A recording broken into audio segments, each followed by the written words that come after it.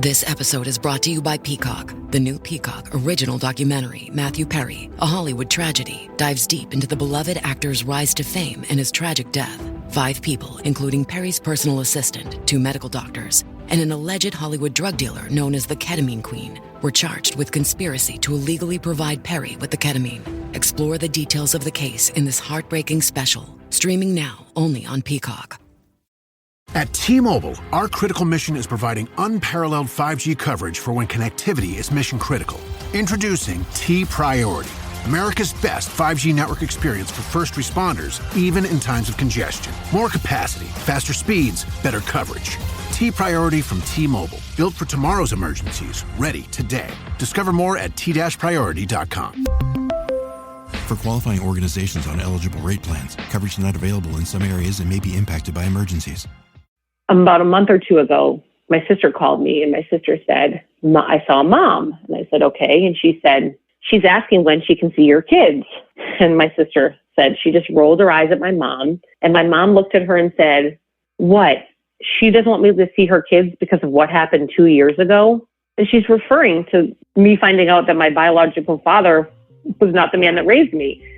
And she's saying it was an incident that happened 2 years ago. It wasn't an incident that happened 2 years ago. It happened over my entire life. Imagine spitting into a tube, sending off your DNA, and unknowingly turning your life upside down. For me and thousands of others, this is our reality. I'm your host, Alexis Auerselt. In July of 2021, I discovered that I am an NPE, someone who has experienced a non-paternal event.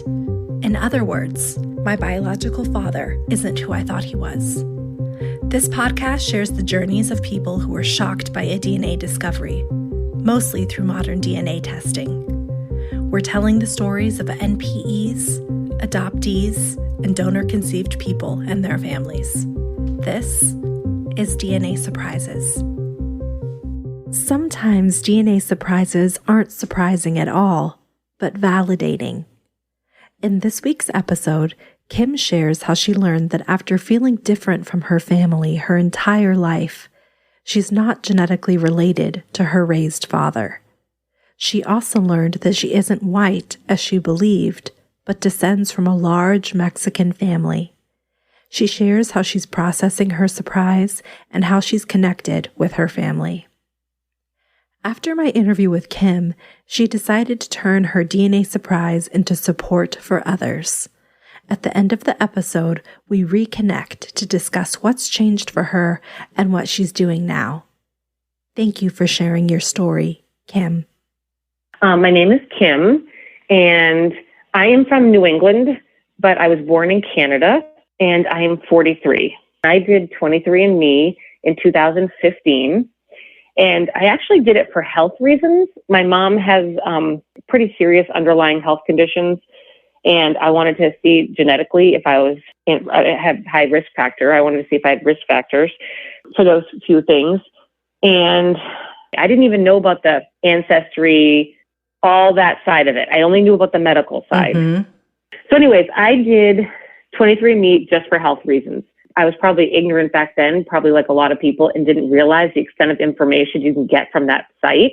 And I didn't think anything of it. It gave me the medical information that I needed, and I kind of just let it rest. Well, then in 2017, I got a message from a cousin, sent me a note, and I read the email, and it said, "We want to know how you're related to us."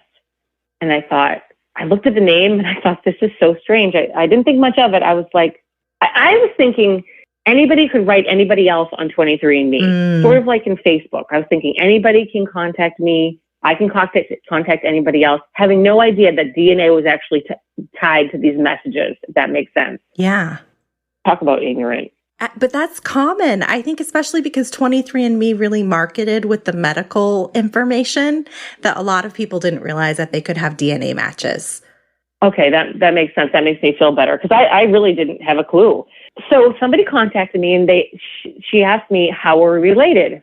And I didn't think anything of it and I just let it go. I just said, I have no idea. I just didn't, I was clueless. So there's no better way to say it other than clueless. So in the meantime, after she sent that message, I noticed I kept accumulating family members in my matches. Again, not even realizing what those matches are. I just didn't know. More and more kept coming up. I thought maybe there's something there. Why did these cousins keep coming up that I don't recognize any of these names? I realized they were extended family, going through them, no close matches. So I really thought nothing of it. Well, fast forward 2018, 2019, I got so many matches. I had over 1,000 matches that I thought, that's so weird. Maybe I should look into it. So I called my dad, my birth certificate father, and I said, Dad, somebody contacted me on 23andMe asking how we're related, but I don't understand it because that person was from Mexico. Do we have family from Mexico? Did we have anybody that migrated to Mexico? And he said, no. And I said, are you sure? Turns out we had him diagnosed last year. I had him diagnosed with autism. We went through a bunch of psychological testing. Yeah, and that explains a lot when you hear what happened. But he has autism, which is good because now we have an answer and we can address certain things. Mm-hmm. But I called him and he said, no, we don't have any family in Mexico or that came from Mexico. So I said, please double check. And I had him call his cousins. Now his cousins are all in Canada because he was born there. That's how I was born there. So he's calling them and checking around. And I called him back a few months later, and because I don't talk to him that often, I said, did you check on the family? He said, yeah, we don't have anybody from Mexico. Everybody migrated from England. We're all British. And I said, okay, fine. Then I got thinking, I kept thinking about all those matches coming from Mexico. And I'm like, that is so bizarre. And then at that point, I realized I started digging around enough. And I started realizing this is on my father's side. Well, I called him one day out of the blue in 2019. I think it was 2019. I called him and I said, Dad, I'm getting all these Mexican matches. Are you positive on my paternal side? Are you positive you're my biological father? And he said, yes. And I said, okay, how do you know that? And he said, well, the summer of 1978, now my mom was in education. She was a speech therapist back then, but so she had summers off. He said, your mom took the summer and she went and she stayed on a ranch in Colorado, and they were not married at this point. She went and she stayed on the ranch. She came back. We got pregnant with you and you were born in May. So logically, if you think about that, there's red flags, right? Yeah, the timing is off. At least there were for me. Exactly. I'm like, so I immediately got off the phone with him. I will never forget that conversation. I know exactly what road I was on. I was driving, and I'll never forget that conversation because I immediately hung up the phone and I called my husband and I told my husband what my dad said. And my husband said, there's no way he's your father. And I said, I agree with you. I agree. I totally agree with you. So I got off the phone with my husband and I called my sister. And I only have one sister. I was raised with one sister and we're 5 years apart. And so I called her and I said, will you do a DNA test for me? And she said, why? And I told her what my dad said. And she said, you're crazy. And I said, will you do it? If I pay for it and buy it for you for Christmas, will you do the test? She said, sure. In the meantime, she's calling me crazy. I want to preface this with, and I should go back, that growing up, I always thought that I was adopted. I would look for adoption papers. I just felt it inside. I felt like I didn't belong in the right family. It was just this underlying feeling I always had. So when my parents would go out, when I was a teenager, when they went out, I would literally pull apart their desks and go through trunks. And I remember my mom had this huge trunk in her bedroom at the end of the bed, and I would go through it because I was looking for adoption papers. Wow. And it was just something inside of you, or was something ever said? Or yes. Why did you feel that way? No. Well, I never felt like I belonged in this family, in my family. I don't know what it was. It was just a gut instinct.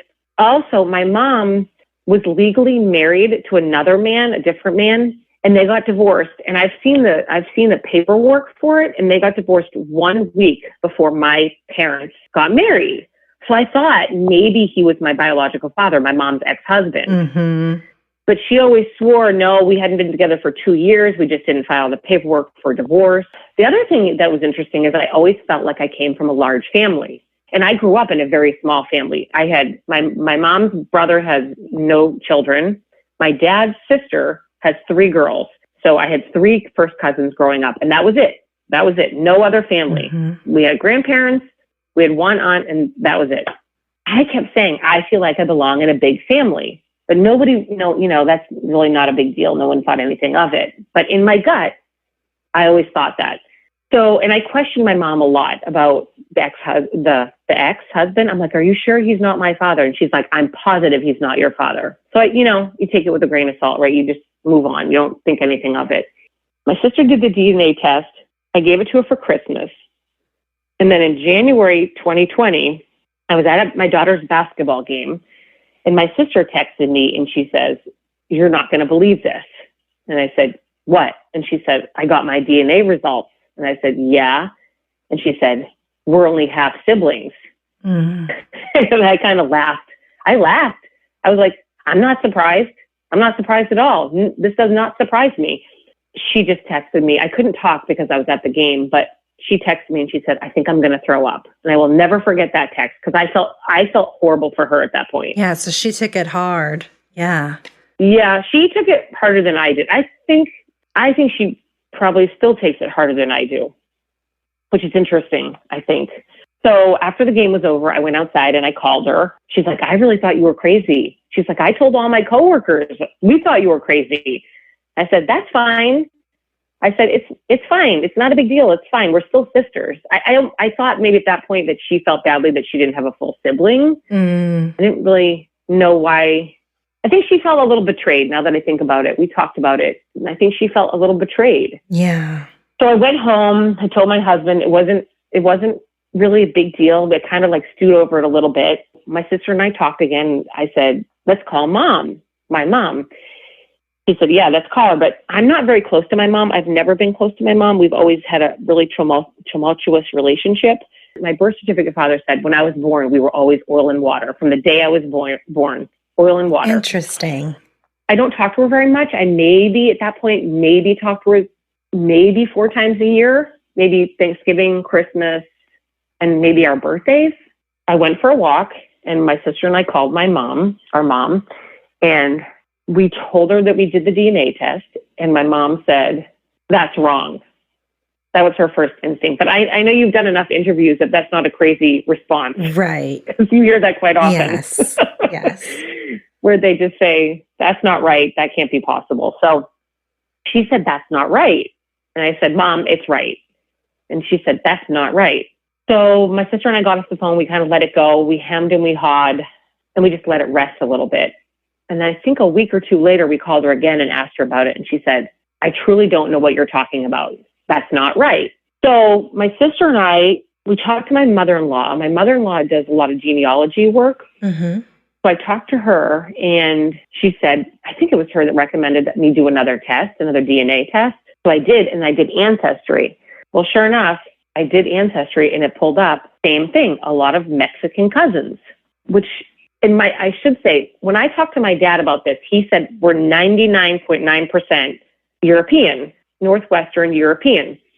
And my sister came back on 23andMe as 99.9% Northwestern European, but I did not. I came back 30% Spanish/Portuguese. Oh, wow. Yeah. So when I did Ancestry, it came back, same thing, a lot of Spanish and Portuguese, and a lot of Mexican cousins. The person that had reached out to me years before and said how we're related, I sent her a note and I said, I'm not sure how we're related, but there's something there and I'm definitely your family, but I don't know. I have no idea how. I have no answers on my end. She was phenomenal. She had been doing a family tree. I don't know how long she'd been doing it, but it was really, really extensive. She emailed me the document of the family tree. When I tell you it was the most amazing thing I've ever seen, that's an understatement. So when my husband printed it, it was 10 feet long. Oh, wow. The family tree, on computer paper. It was so cool. I still have it. I have 4 copies. I carry it when I go visit them, I carry it with me. What we figured out was my biological grandmother had 9 children. Unfortunately, she had 8 boys and 1 girl. Oh, so a lot to sift yeah, through. Exactly. Yeah. Exactly. Unfortunately, if she had 8 girls, it would have been simple. But she had 8 boys. Okay, so my biological great-grandparents also had 10 children. So we first had to figure out which one of their children was one of my grandparents. Okay. Yeah, it was messy. It was complicated because there were so many of them, but it explained why on my mother's side on 23andMe, there was like 4 people and there was thousands on my dad's side. Mm-hmm. I started sending notes to some people on 23andMe, sifting through the closest matches I could find. I did the same on Ancestry, but there were so many, I didn't even know where to start. Finally, I was going back and forth with this one woman. I'll call her E. She was super helpful. Basically, her father was related to my grandmother. We started sifting through all that stuff. And so she sent me to a man, I'm going to call him F. She sent me to him and said, he knows that side of the family a little bit better than me. Let me pass you to him. And so I talked to him, and it turns out that his father is my grandmother's sibling. So we start talking. And in the meantime, my husband and I, every night after my husband's done with work and after the kids are in bed, my husband and I start sifting through the DNA. So there's so many matches that I had on Ancestry and 23andMe that I could weed through and say, okay, this person is like a third cousin. So we know that their father cannot be my father, how we process of elimination. And there was a lot of them. I was circling them. I had highlighted it. We printed it out. We laid it across our bedroom floor, and I was highlighting every single name that I had a match to, because if this person did not do this extensive family tree, I still think I probably wouldn't have my answers. Mm.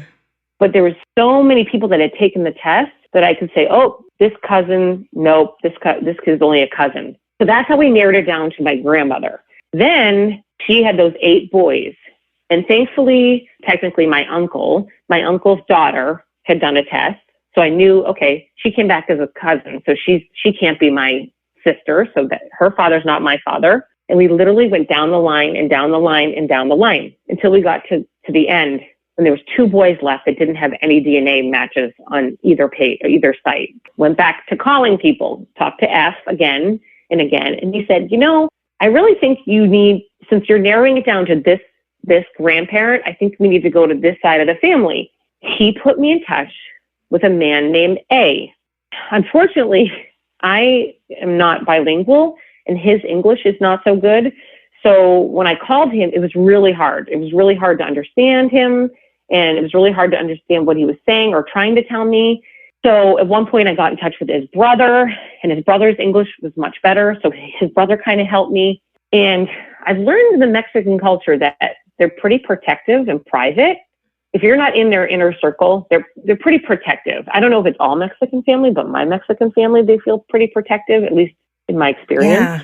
Finally, this man, A, he said, and it took a while. It probably took, 3 to 4 months. He finally said, let me have my daughter talk to you. And I said, okay, that sounds good. Well, she didn't call me. In hindsight, I know her now, and I know I can understand why she didn't call me. But she didn't call me, and I waited again, and I kept waiting and waiting. And in the meantime, I'm talking to A's brother, and I'm talking to F, and I'm talking to E, and I'm talking to N. I'm talking to all these cousins, like trying to piece it together. It was a little bit insane. But everybody was super helpful, so helpful. They were so great. They were like, we were exploring all these options. So finally, A's daughter calls me, and her and I think, end up talking on the phone that day for 3 hours. Wow. We're the same age. Her and I are the exact same age. Yeah. And it's funny. I think she called me with her guard up, and I can understand that. She called me really guarded. And by the end of the conversation, I think I can say we thought, oh, maybe we're sisters. That would be amazing, because we got along that well. So we determined at that point that either her father was my biological father or her uncle, which she was very, very close to. He had passed away, but she was very, very close to him. So she was really kind and sweet, and she offered to do DNA testing, and she did. Well, it came back that she was my cousin. So that ruled out her father. So the only other person left was her uncle. It turns out he was my biological father.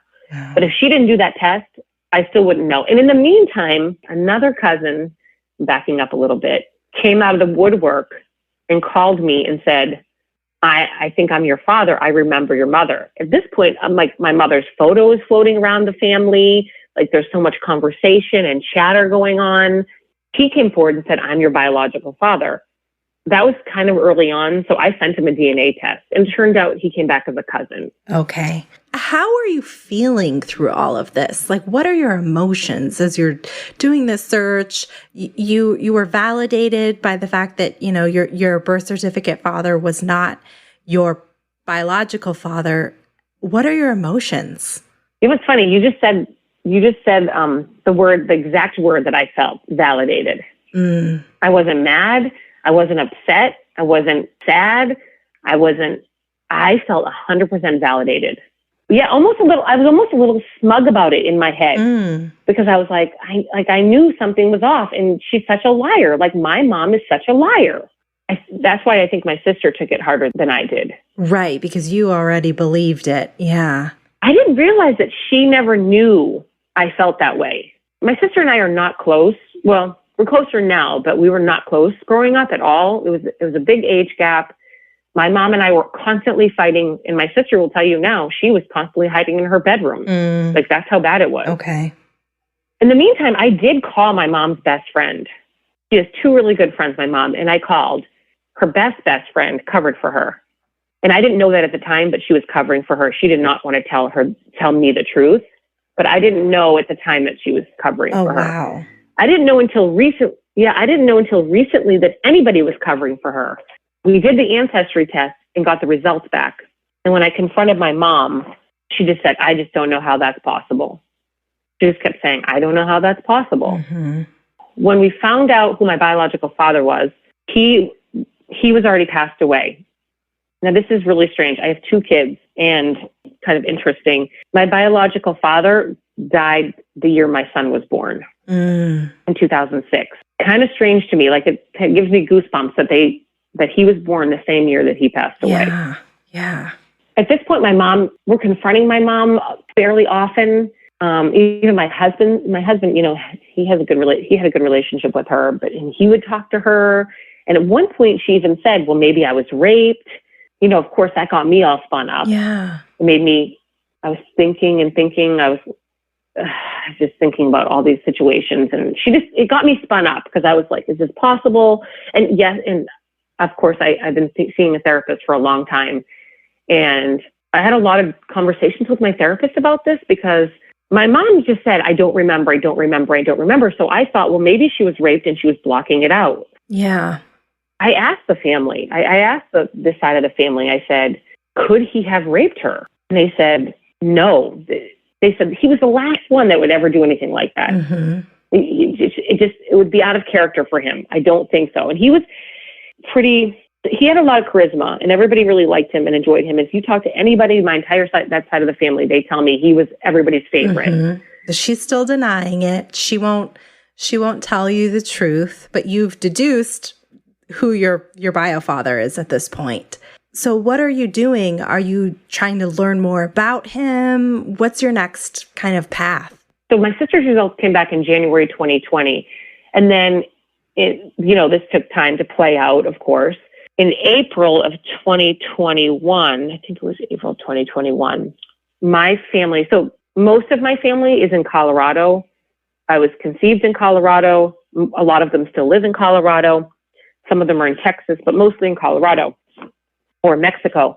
In 2021, my immediate family, we went on vacation to Sedona.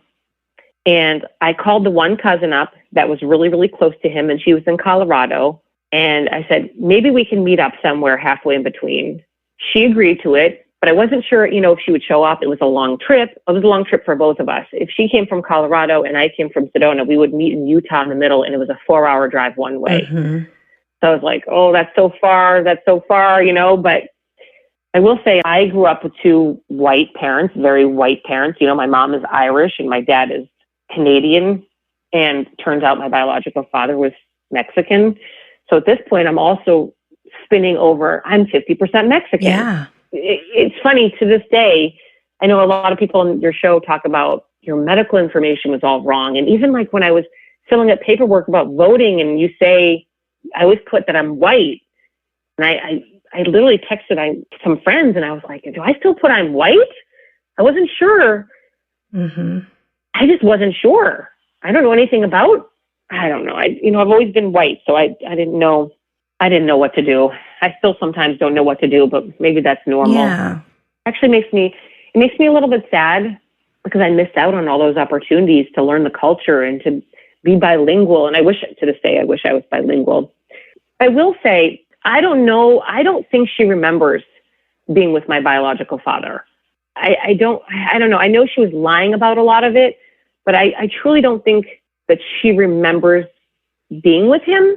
Mm. Though I will say my mom lives really close to my sister. My dad lives close to me.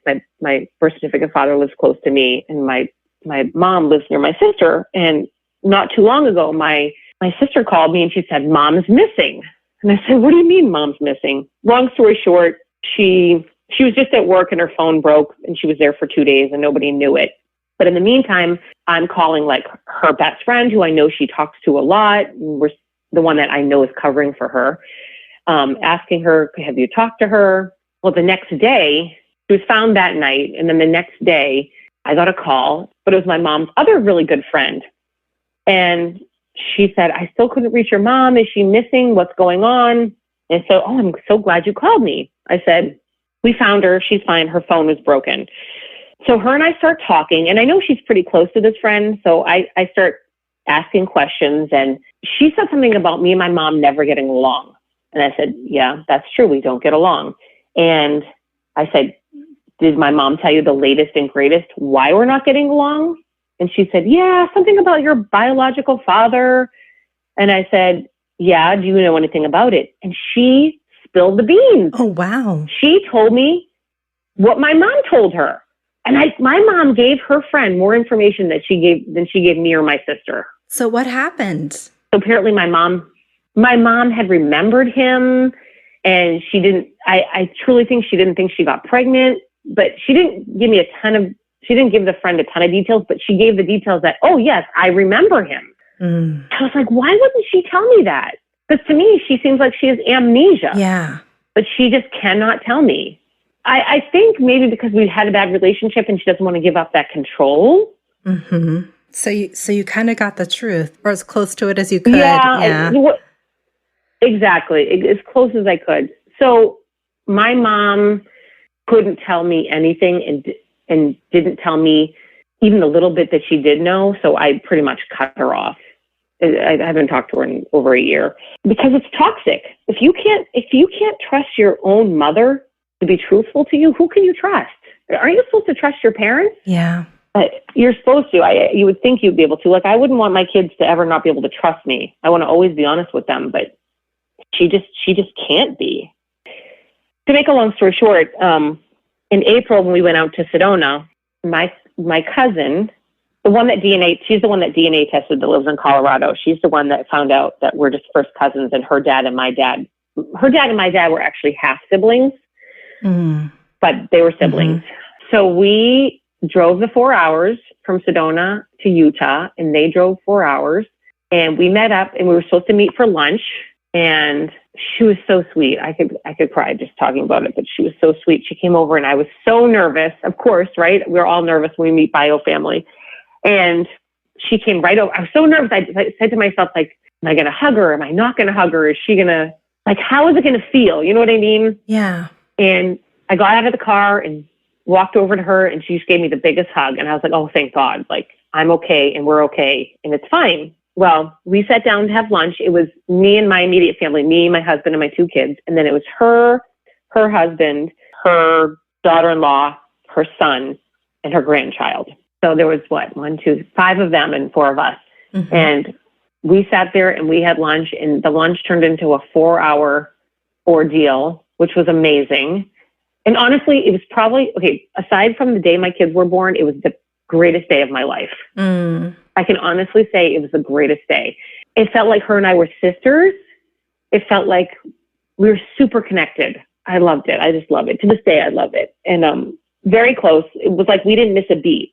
it was like I'd known her my whole life. Wow. Basically. And at the end of it, since we couldn't DNA test my dad, my biological dad, because he was passed away. At the end of it, she said to me, and I will never forget this. She said, you can stop DNA testing. She said, you look like your dad. Your son looks just like your dad. You are your father. Do not DNA test anymore. You have your answers. But she was very close to him. Wow. Yeah, that made me really, really happy. It's funny. She was guarded a little bit at first, rightfully so. I understand.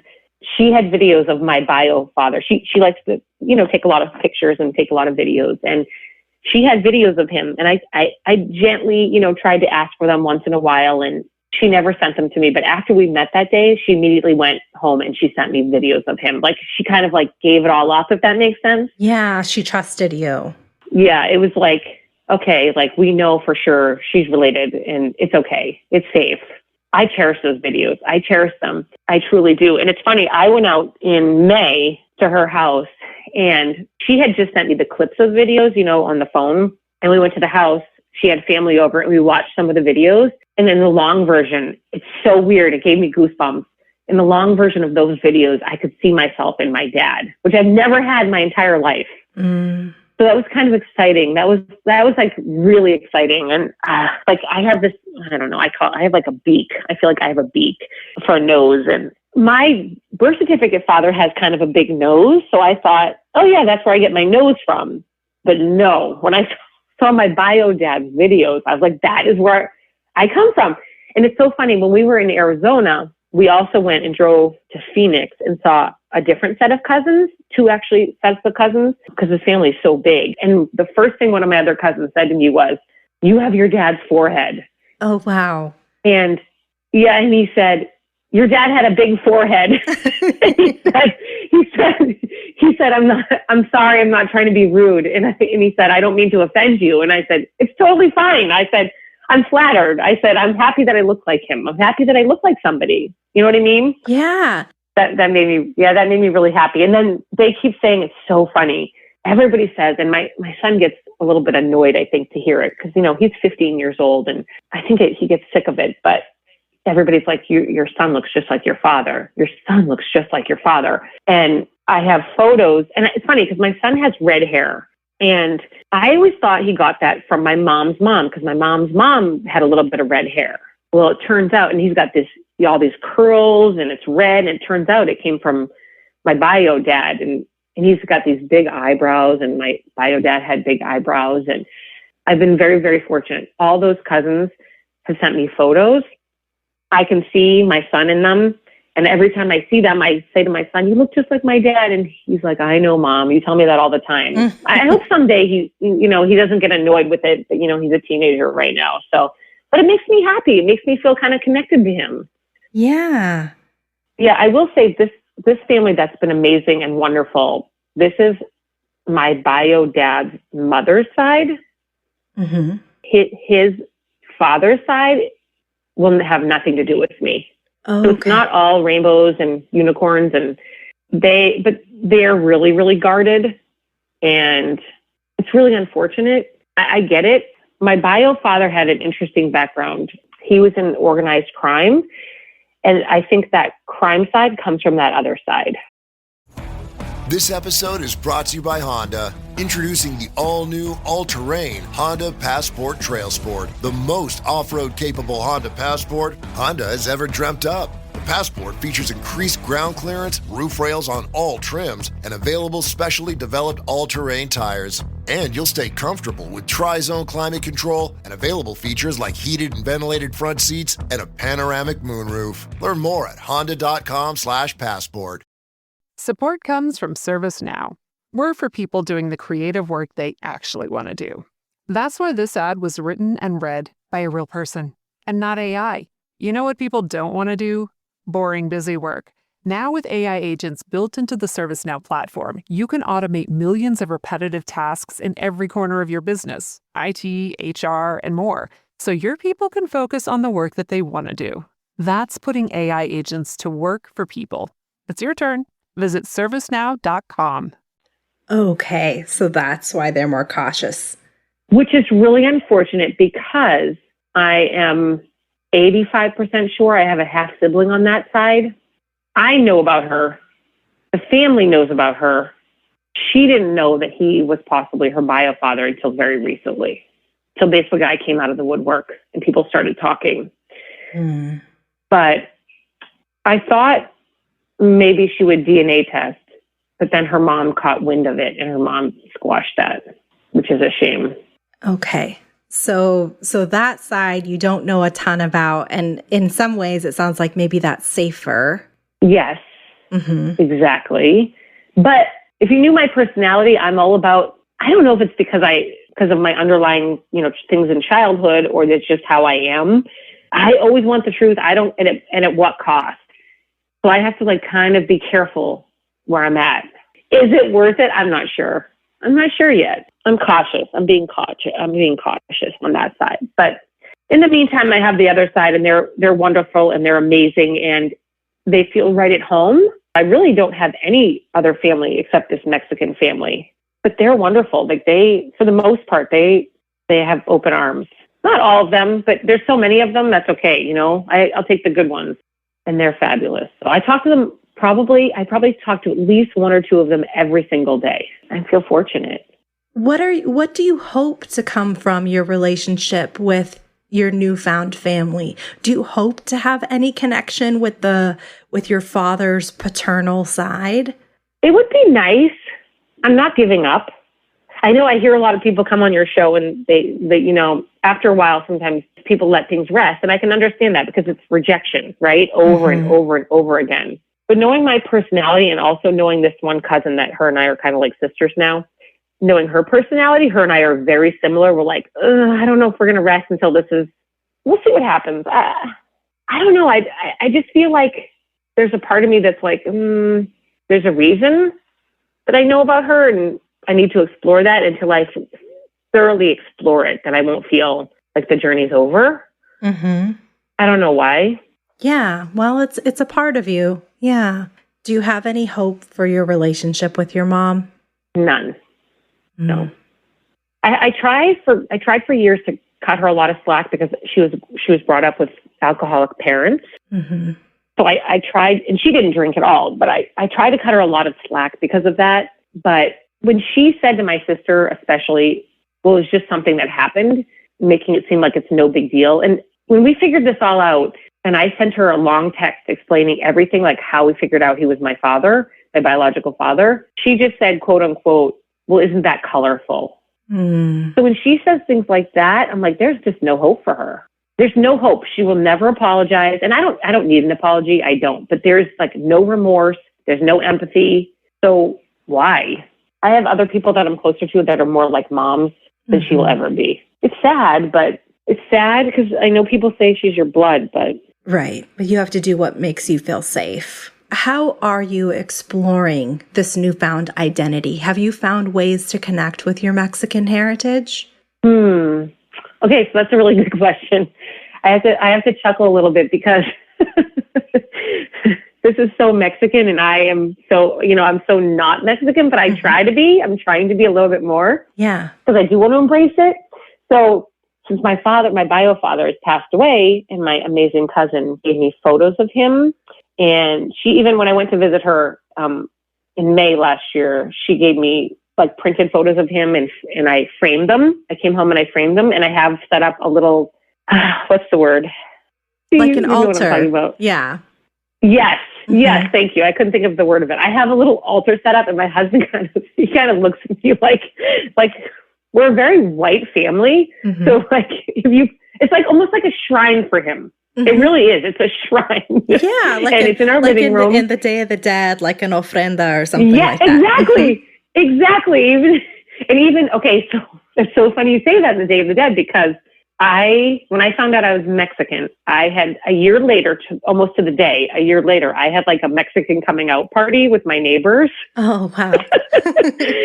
And my husband was away, and he was sweet. He had it catered, and I had another friend that was awesome and helped. People brought gifts, and they didn't need to bring me gifts, but some of my neighbors brought me some really nice gifts.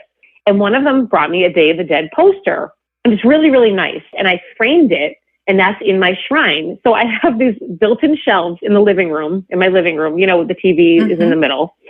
And on one shelf is candles and the Day of the Dead, and then pictures of my dad. And my husband, we're so white. He's so white, which he is white. Right. But he just shakes his head because he's like, we have this Mexican shrine in our living room, and people probably come in like, what is that all about? But I don't think anything of it now. And I love it. I cherish it every time I walk by it. I talk to this one cousin fairly often, and he's always talking about making salsa. So I got jalapenos, and I don't like anything spicy at all. I hate spicy food. My mom, we grew up eating like chop suey, and everything's really bland. Yeah. And I tried to make salsa, but I had a ton of jalapenos. So me being ignorant, cut them all with my hands, using my hands. Oh. Yeah, and I didn't wear gloves. Mm-hmm. And pretty much I was burning up every part of my body because my hands were covered in jalapeno, like my eyes, my ears, like everything was burning on me because I learned a lesson though. I learned a lesson that I have to wear gloves. And then my other cousin, A's sister, she was telling me, you have to wear gloves. You have to wear gloves when you cut up jalapenos. But they give me little tips, like how to make some Mexican food. I do try to embrace it, but I wish I was bilingual. And it's funny because my whole life, I wish I was bilingual. Mm-hmm. And I did take Spanish as a child, but I've never had an ear for it. And it's not the same as being exposed to it in the home and everything. Yeah. Exactly. I keep telling my one cousin I'm going to come live with her for 6 months, and just speak Spanish to me for 6 months. And maybe when my kids are older, I'll do that because I would like to be able to. I can talk to a lot of the younger ones, but there are some of the older ones that don't speak English quite as well. Yeah. Or at all. So there's that language barrier. But it's really cool that you're finding ways to connect. Yeah, I don't know. I try to, and I need to learn more about the culture. What advice would you offer a parent who is withholding a DNA surprise from their child? Well, I would say just be truthful, but that's not going to, they're not going to do that. We know that people in this situation, NPEs, they have parents or mothers that typically are not truthful. So I'm not even going to say be truthful because I think it'll fall on deaf ears. I would say be honest with yourself. Maybe eventually if you can be honest with yourself, then maybe you can be honest with your children eventually, but you need to be honest with yourself before you can help your kids. Yeah, it's a great point. What advice would you offer to someone who just discovered that they're an NPE? I know it's really tragic for a lot of people, but try to find the good. Try to find the positive. Try to find, even if it's just one little positive tidbit. And if you have to cling on to that, cling on to it. If it's like the size of a grain of salt, just cling on to that because I know it's stressful and I know it's traumatic, but to get over that side of it, find the good and hold on to it. That's great advice. Well, Kim, thank you so much for coming on the podcast and sharing your story. I hope that your journey continues in a positive direction and that you continue to find ways to connect with your newfound culture. Thank you. Thank you for everything. Thanks for doing this. I love listening to everybody's stories. Oh, thank you. All right. So I am joined by Kim, and we last spoke in July of 2022 about your DNA surprise. And Kim graciously offered to come back on the podcast so we can do an update and share what she's been up to and how things are going and some other work that she's been doing around DNA surprises. So thank you for coming back on, Kim. Oh, thanks for having me. I appreciate it. So let's just dive right in. The last time we talked, you shared that your bio father is deceased, but that you had been able to connect particularly with your biological father's mother's side of the family. So how is that going? Are you still really connected to them? I would say it's constantly evolving. I am still fairly close to some of them, and then some of them, it's kind of fizzled out a little bit, unfortunately. And I don't think it's anything that's happened, there wasn't an event that happened, but people get busy, people have things going on. My own father, the man that raised me, has been having some health issues that's kept me busy. And I know I have other family members that their parents have kept them busy.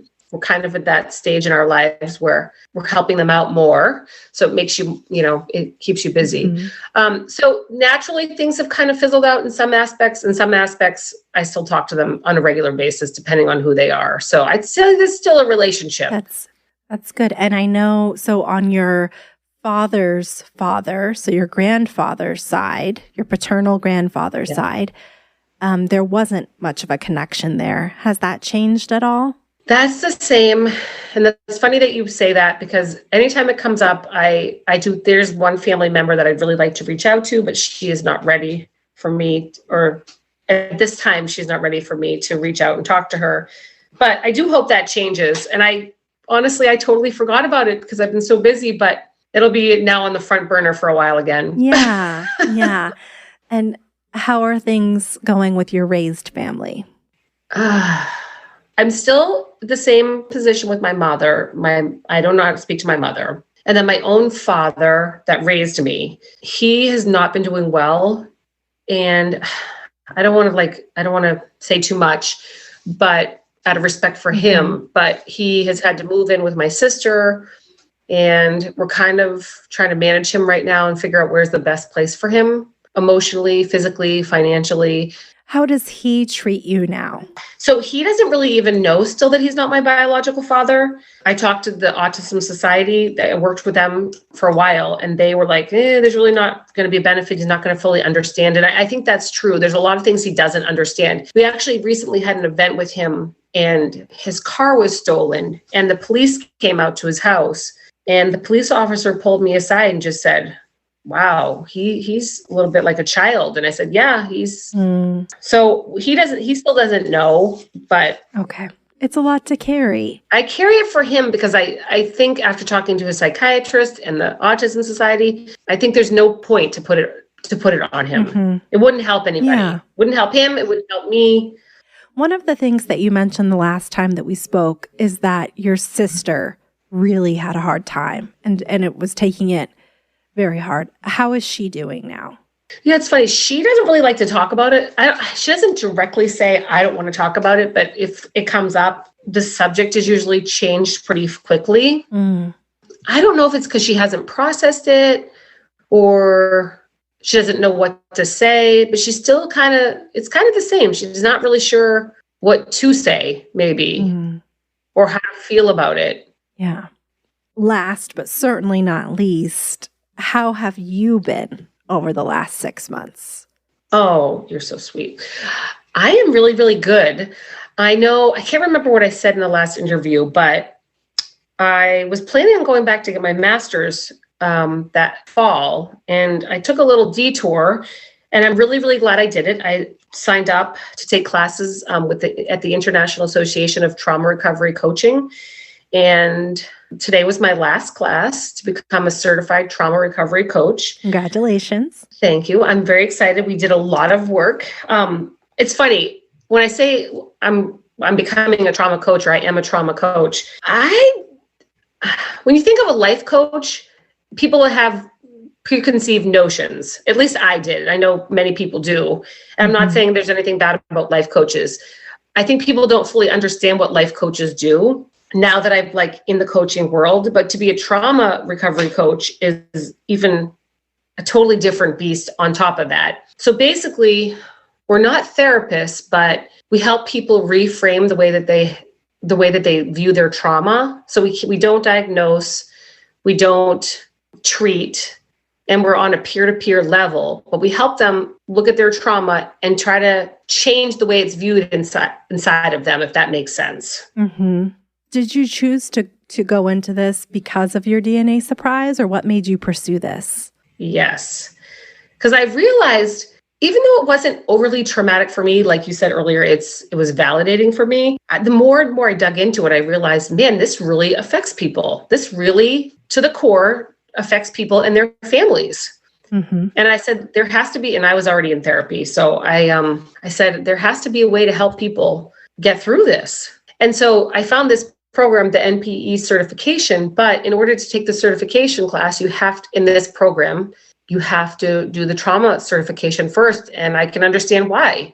They want you to know what people are feeling and how to help them get through the hard stuff by being there for them and supporting them. And I do have to say that this program is pretty serious about being safe and making sure that the client is safe and they're not doing anything unsafe. They have a code of ethics they follow. We follow a code of ethics, and there's working principles, and we have to stay within those boundaries, which is pretty incredible. I don't know, and I think my director would say that there's not very many organizations out there in coaching that follow a code of ethics.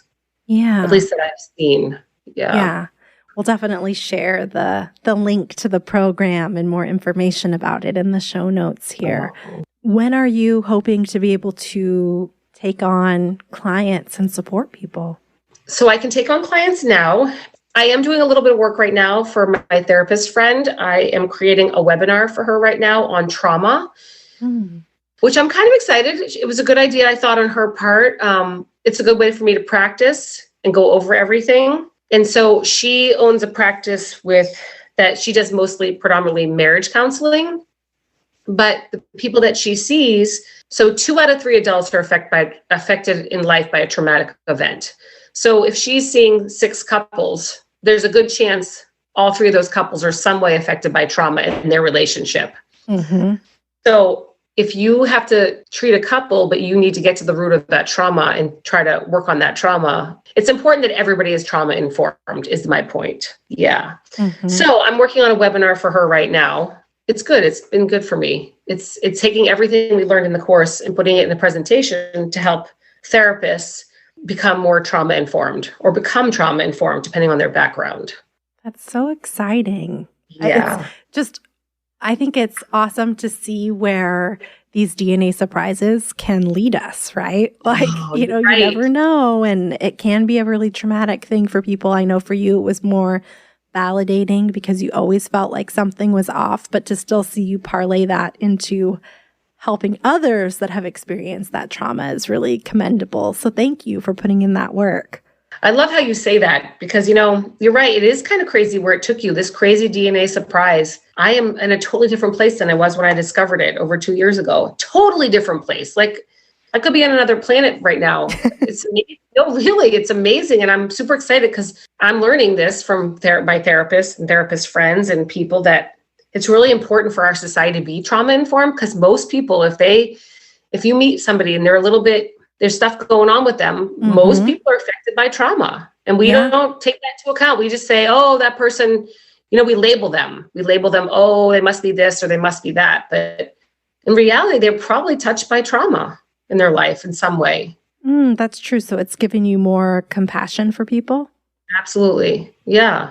It's made me understand more about our society. In light of this, I'm curious, has your perception of your mother changed? That's a really good question. Yes and no.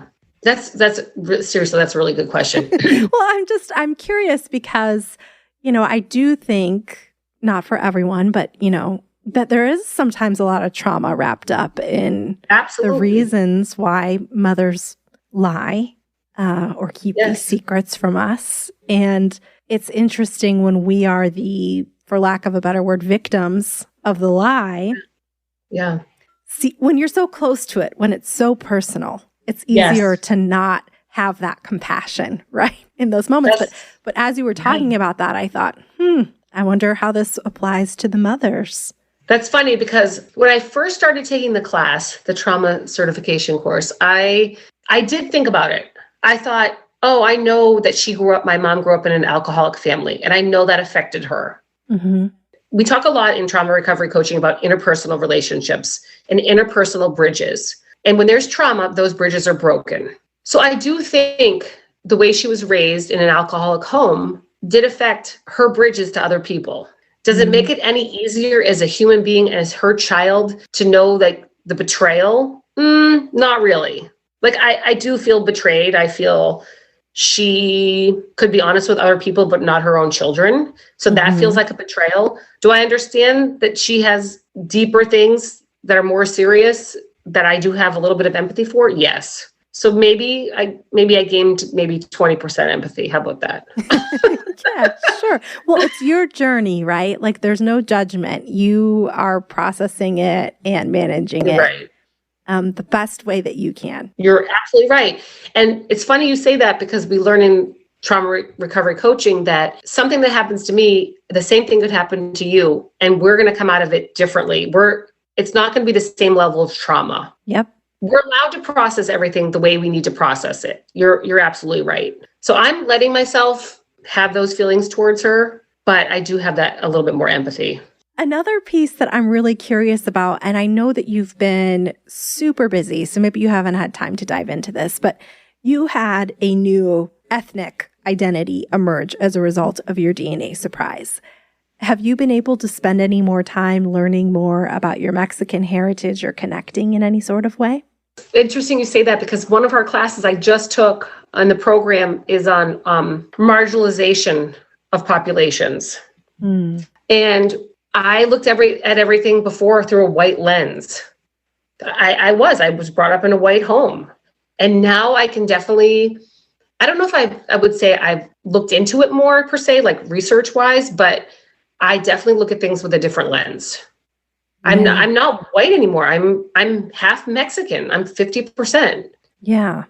I was not personally marginalized because I grew up white, but I do think about if I grew up in Mexico or and people knew I was Hispanic, would it have changed the way that I was treated? Would it have changed? It would change everything, right? Yeah. What's next for you? I'm wrapping up this class and I plan on taking the NPE certification course, which is next. And it's just focusing on basically the trauma surrounding becoming an NPE and helping people through that. Mm-hmm. I'm really, really excited about that. Now that I have the trauma background, I'm thrilled to be able to use it. So I will hopefully be doing that class, potentially maybe taking on some clients. We'll see. I don't know. I have to kind of find my niche. It's funny. I told myself when I graduated from the trauma recovery that I was going to give myself a graduation gift and visit my family. But then, life. Yeah. Yeah. Life, kids sports and tournaments and like horse shows and things that go on in my own life. It's hard. But maybe now after we've spoke, I kind of want to make that happen and go see them. Yeah, that'd be amazing. Yeah. Is there anything else that you want to share about your journey, maybe for somebody who is just starting out? Yeah, I think I said this last time, and you can correct me if I'm wrong, but I think I said, try to find the positive in it. And I know I'm not minimizing anybody's trauma. It is a traumatic thing for most people, and you have to work through that trauma, obviously. But I hope that you can find something, just one little thing that can make you happy in the situation. And definitely find the right people that can support you, people that won't minimize it for you so you can be heard, because that's important. It's important to be heard. Kim, thank you so much for checking in and giving us an update on how you're doing. Who knows, maybe we'll continue this, do it again in another 6 months. It's so nice to meet you, and I appreciate everything. I truly do. Thanks again to Kim for sharing her story. If you're interested in learning more about Kim's work, all of her information is included in the show notes. If you have a DNA surprise story that you'd like to share, please email dnasurprises@gmail.com. Until next time.